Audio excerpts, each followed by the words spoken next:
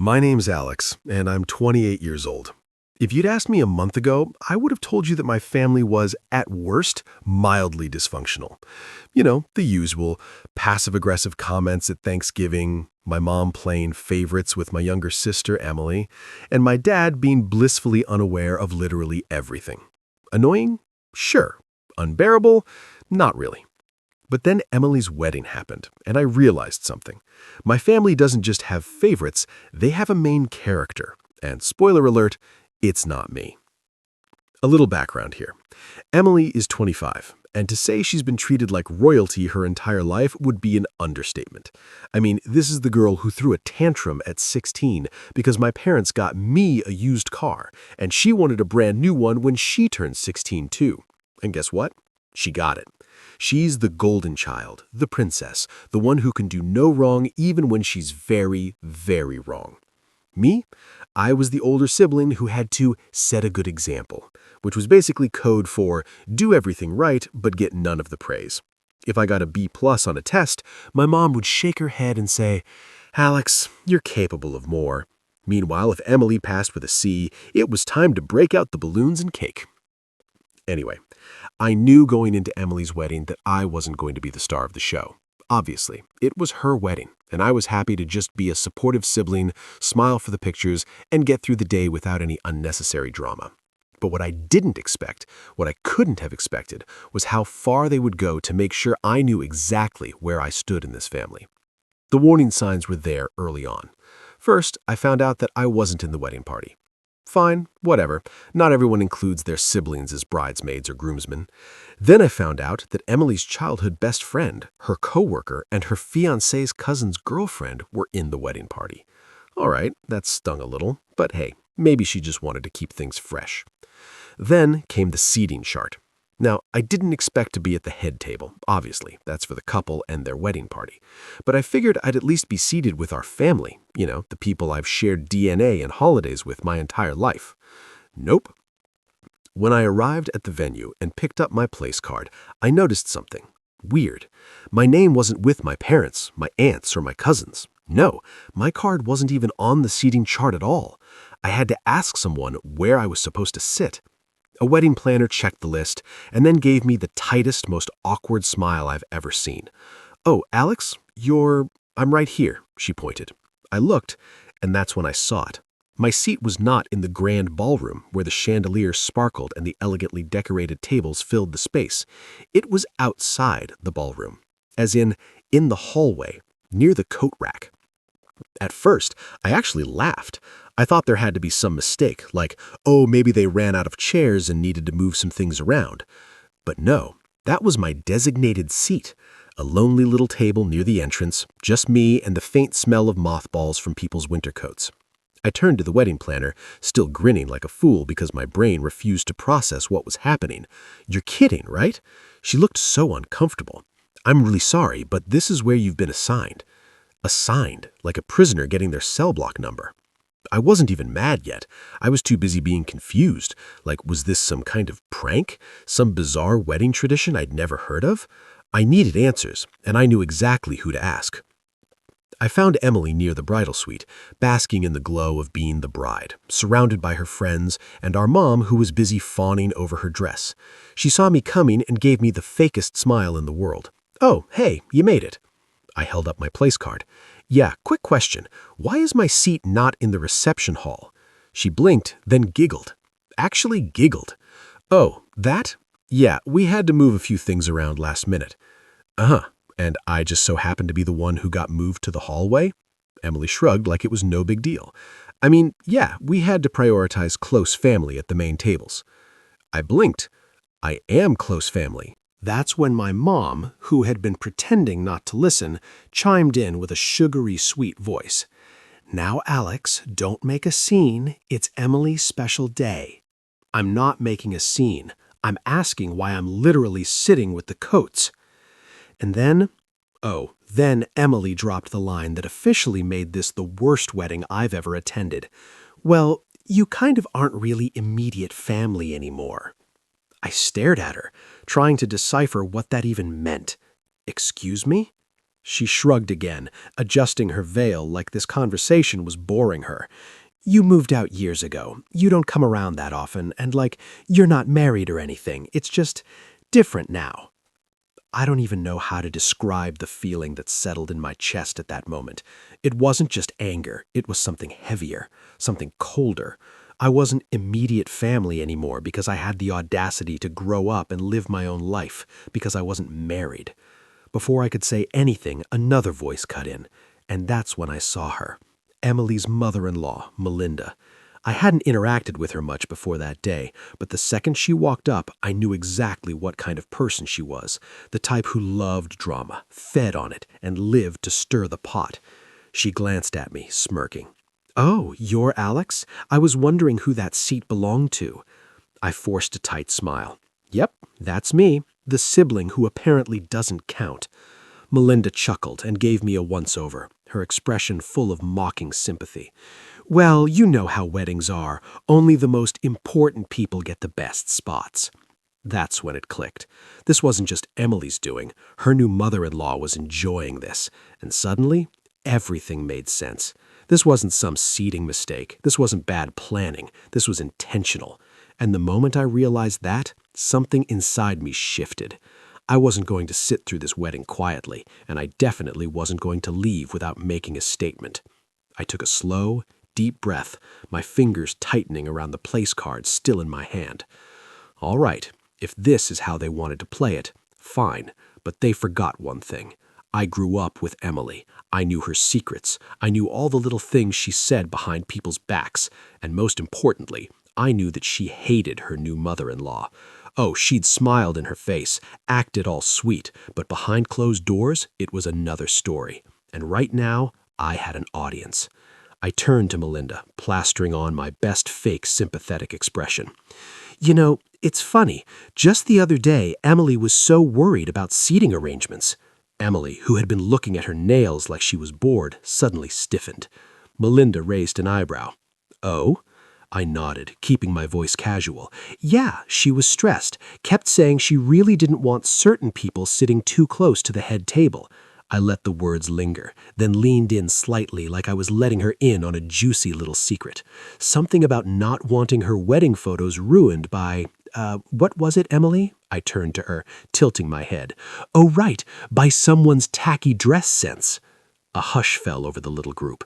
Melinda's smirk disappeared in an instant. "Excuse me?" Emily's face drained of color. "Alex, but—" I wasn't done. "Oh, and remember how you were so worried about speeches? You were really stressed about what certain people would say." I gave Melinda a pointed look. "I believe your exact words were, 'If she gives a speech, I swear to God I'll lose my mind. She's so embarrassing, she'll probably try to make the whole thing about herself.'" Melinda's expression darkened. Emily made a strangled noise, reaching for my arm. "Can I talk to you for a second?" I pulled away, pretending to be confused. "Why? I thought we were having a family conversation. Since I'm not immediate family, I figured I'd at least try to get involved somehow." Melinda turned to Emily, her eyes narrowing. "Is that true?" Emily let out a nervous laugh, shaking her head. "No, of course not. Alex is just—" "Oh, and don't forget the bachelorette party," I gasped, smacking my forehead. "Silly me, how could I not mention that?" I turned to Melinda. "You know, the one where Emily spent half the night complaining about you, said she was counting down the days until she didn't have to fake nice anymore, said she was only tolerating you because she didn't want to start her marriage off with drama." That was it. That was the kill shot. Melinda's mouth fell open. My mother, who had been standing awkwardly to the side, looked horrified. My dad, who had been completely clueless up until now, actually took a step back like he wanted to pretend he wasn't part of this. Emily's friends, the bridesmaids, started whispering amongst themselves, sending each other wide-eyed glances. Emily, meanwhile, looked like she was about to burst into flames. Her lips were moving, but no sound was coming out. And then Melinda turned on her. "You ungrateful little brat." I had to bite my tongue to keep from smiling, because, this was about to get good. "You think you can just use me?"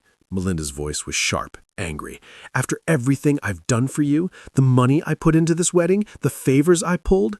She gestured wildly toward the ballroom, her perfectly manicured nails flashing under the chandelier lights. "And this whole time, you've been running your mouth behind my back?" Emily stammered. I didn't. Melinda turned to my parents. You knew about this? You raised her to be this kind of snake? My mother looked like she was going to faint.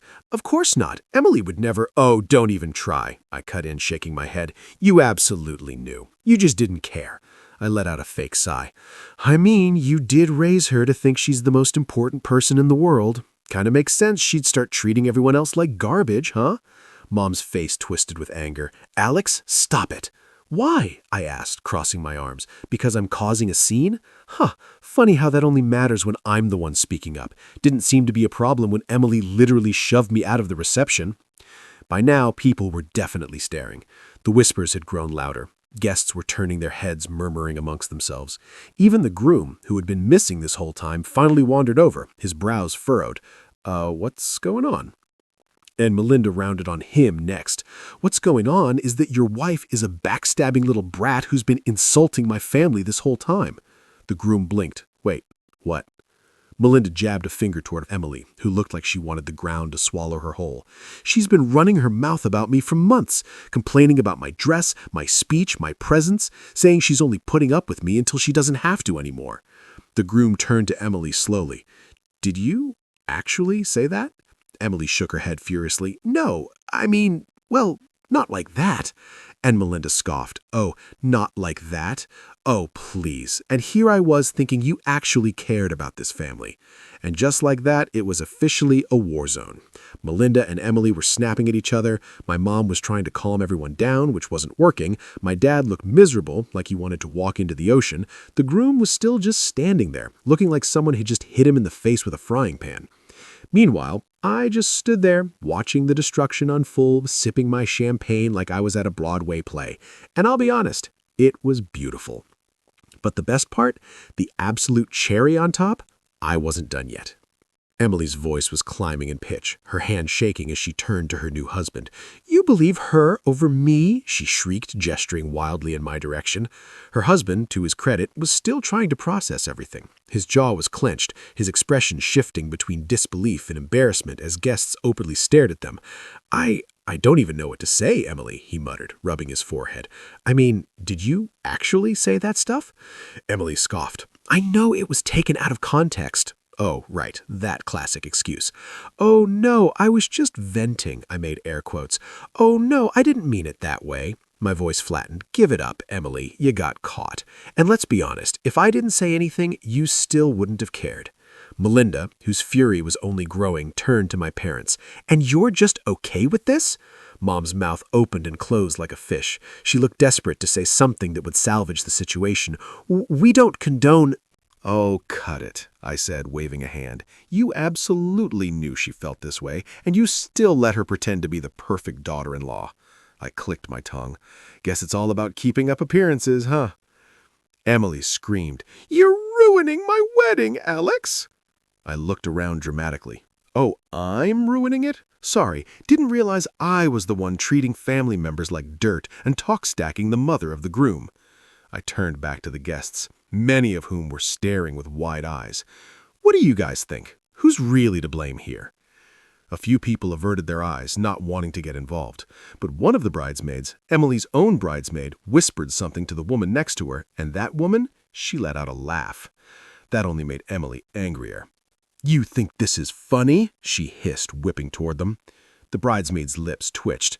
I mean, kinda. Oh, this was getting good. Emily's hands curled into fists, but before she could explode again, I decided to wrap things up, because frankly, I was bored. I let out a dramatic sigh, shaking my head. Well, this has been lovely. Really, just a fantastic experience, but I think it's time for me to go. Emily scoffed, throwing up her hands. Fine, go. I grinned. Oh, don't worry, I will. Then I turned toward the gift table, scanning the pile of expensive-looking presents stacked near the front. And there it was, my gift. The one I had spent weeks picking out. The one that had taken actual effort, thought, and, more importantly, money. Emily followed my gaze, and her eyes went huge. Alex, no! I strolled over, humming to myself as I plucked the gift from the table. Emily's jaw dropped. Are you seriously taking it back? I gave her a deadpan look. Why would I leave it? Apparently, I'm not real family, right? I let out a fake gasp. Oh my God, what if I accidentally contaminated it with my outsider germs? I clutched my chest dramatically. Wouldn't want to taint your precious married life. Emily's face turned a dangerous shade of red. You're such a child! I shrugged, clutching the box under one arm. Maybe, but at least I'm not a fake, lying, two-faced brat who pretends to be sweet while talking bad about people behind their backs. I turned toward Melinda, whose fury still hadn't subsided. Hey, Melinda, good luck with this one. I give it a year. Melinda actually laughed. Emily screeched. I turned on my heel and made my way toward the exit, the tension behind me so thick you could cut it with a knife. Guests were whispering. The music had stopped completely. The atmosphere had completely shifted from celebratory to full-blown disaster. And honestly, I loved it. As I reached the door, I paused, looking back at the chaotic scene behind me. Emily was still arguing with Melinda. My parents looked like they wanted to disappear into the floor. The groom was just standing there like he was reconsidering his entire life. And me? I gave a little wave, a smug smile tugging at my lips. Enjoy your perfect wedding, sis. Then I walked out. I didn't look back. After I walked out of that disaster of a wedding, I didn't need to. I already knew the damage had been done. And honestly, it was more satisfying than I could have imagined. The moment those doors shut behind me, I let out a slow breath and adjusted the weight of the wedding gift under my arm. Petty? Maybe. Satisfying? Absolutely. I drove home in silence, letting the night settle around me, my mind replaying every detail of what had just happened. My sister shrieking, my mother's panicked expression, my father's silence, Melinda's absolute rage. It was all golden. But I knew the fallout was just beginning. And I was right. The next morning, my phone was flooded. Calls, texts, missed voicemails. It was like my entire family had suddenly remembered I existed. My mother had left 7 voicemails, her voice switching between desperate pleading and absolute fury. Alex, what were you thinking? You've humiliated your sister on the biggest day of her life. Call me back now. Alex, honey, please, we can talk about this. Just come over. Let's work this out. That was the most immature, selfish thing I have ever seen. I hope you're happy. I hope you enjoyed destroying your sister's wedding. Oh, I did, Mom. I really, really did. But my sister's messages? Even better. It's over between us. How could you do this? You ruined everything. I can't even look at my wedding photos because of you. You took back your gift? Are you serious? What kind of person does that? I hate you. I really, really hate you. I grinned as I scrolled through them, sipping my coffee. If Emily thought a few angry texts were going to make me feel bad, she didn't know me at all. But what really caught my attention was the text from my dad. Unlike my mother and sister, he wasn't spewing insults or demanding an apology. His texts were short, simple. Call me when you have a moment. I hesitated before dialing his number. Dad wasn't the type to get involved in drama. Usually, he let my mom and Emily run the show while he stayed in the background.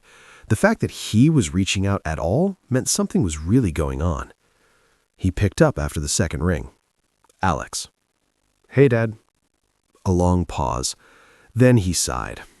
Why would you do this? I snorted. Wasn't my fault they lit the fuse. He let out another sigh, and for a moment I thought he was about to scold me, but instead he chuckled low, almost tired. Yeah, they kinda did. That caught me off guard. Wait, you agree with me? I didn't say that, he replied, but his tone was different, quieter. But I saw what happened, and I saw how your mother and sister treated you. It wasn't right. I leaned back in my chair. So what, you're the only one not blaming me? Another pause. Not the only one. Turns out the wedding didn't just go back to normal after I left. The damage I had done, it had been irreversible. Melinda had completely lost it after I exposed Emily. She had publicly chewed her out in front of everyone, demanding to know if what I said was true. And Emily, being Emily, had panicked, tried to lie, tried to play innocent. But apparently, Melinda had already suspected something was off about her. My little revelation? It had been the final straw. By the time the reception ended, Melinda had all but disowned Emily, and the groom, absolutely furious. Apparently, he had been under the impression that Emily and his mother had a great relationship. He had no idea that Emily had been trashing her behind her back. Finding out like that in front of everyone? Yeah, not great for a brand new marriage. According to my dad, he and Emily had a huge fight that night. A huge one, as in, maybe we should rethink this whole marriage levels of huge. And my parents? Oh, they were caught in the middle of it. My mom had tried to do damage control, but Melinda wasn't having it. She blamed my mother for raising a spoiled brat and had told her point blank that she didn't want Emily anywhere near her family anymore. Complete and total fallout. "So what's the situation now?" I asked, genuinely curious. Dad sighed again. "Emily is, well, she's not handling it well." I rolled my eyes. Shocker. "She's blaming you for everything. She thinks if you hadn't said anything, none of this would have happened." I let out a laugh. "Oh, of course she does. God forbid she actually take responsibility for her own actions." Dad was quiet for a moment. Then he said, "She wants you to apologize." I actually choked on my coffee. "Apologize?" "She thinks it's the only way to fix things," he continued. "She thinks if you just take the blame, maybe Melinda will forgive her and things can go back to normal." I couldn't stop laughing. "Yeah, that's not happening." "I figured," Dad said. And then, in a lower voice, "I don't think you should anyway." That actually made me pause. "Wait, seriously?" "I told you, Alex. I saw what happened, and honestly, maybe it's about time someone called her out." That meant more to me than I wanted to admit. "So what now?" I asked. Dad sighed. "Your mom is still trying to patch things up with Melinda, but I don't think it's going to work. Melinda is furious. The groom, he's barely speaking to Emily. And as for Emily, well, she's a mess." Good. I didn't say it out loud, but I wouldn't lie to myself about how I felt. My sister had spent years making me feel like an afterthought, treating me like I wasn't good enough, like I didn't belong. And now she was facing the consequences of her own actions. It was about time. "Anyway," Dad continued, "I just thought you should know what's going on. Your mother will probably try to call you again." "She can try," I said, shrugging. I'm not answering. Dad let out a short laugh. "Can't say I blame you." And that was that. It's been a few weeks since the wedding, and honestly, I haven't spoken to my sister since.